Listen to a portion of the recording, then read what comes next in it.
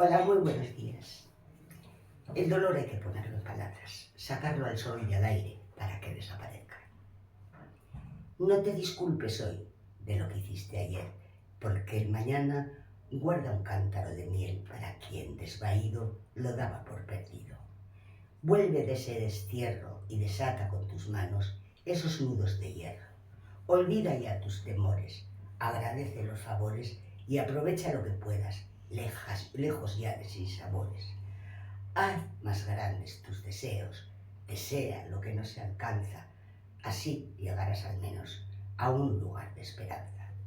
Y hazme caso, la palabra debe ser hablada y dicha. Deshazte de esa mochila que no puedes con su carga. Habla alto, dile al mundo tu palabra más aciaga.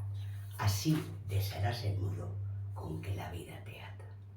Muchísimas gracias.